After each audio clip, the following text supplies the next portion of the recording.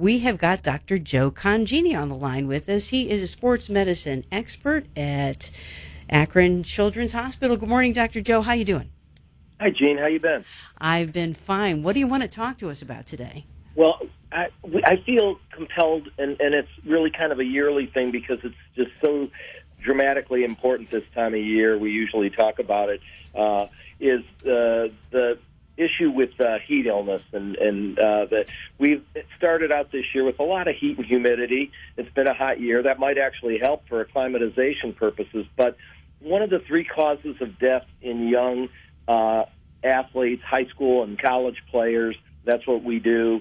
So you can have heat illness and other activities, but in sports, top three causes of death are from heat illness, and it's totally preventable. So when we see these deaths, 5 a year, 7, 10 a year around the country, it really is painful to us in sports medicine because it's preventable if we know the education and the details. And I just would like to really cover the details. Kind of made a vow to myself yearly on this show to make sure. So we've had 77 deaths in the last 20 years that have been reported.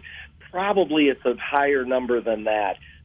There's really good science about what we can do, and we study it every year. The number one place in the country is called the Corey Stringer Institute in Connecticut, and Corey Stringer was a famous player from Northeast Ohio who died 20 years ago, and we study it there, and we know kind of the profile. It's usually a athlete who's 16, 17, 18 years of age is the peak.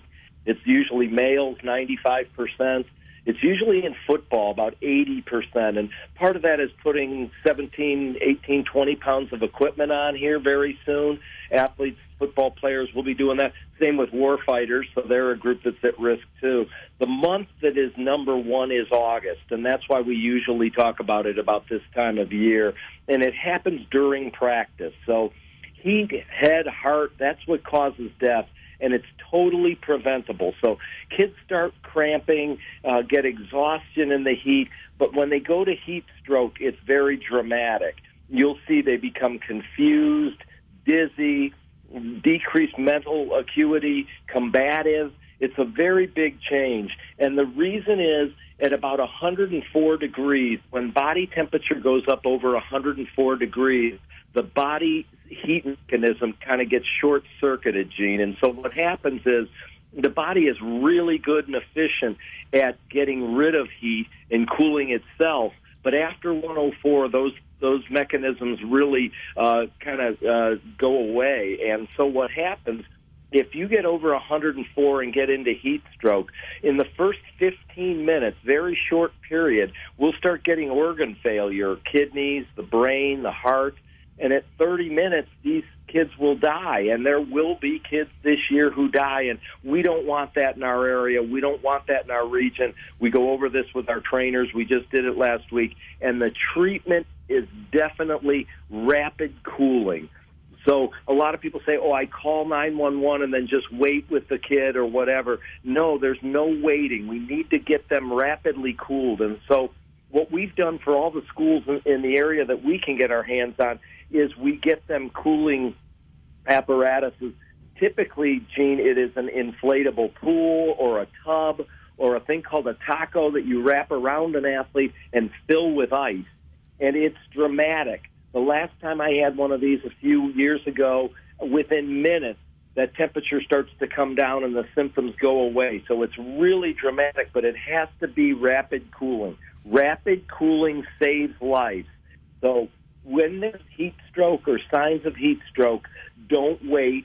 Act right away. And I can't say it strong enough. We need to make sure in Northeast Ohio and around the country that we save lives because heat illness and heat stroke is a preventable emergency.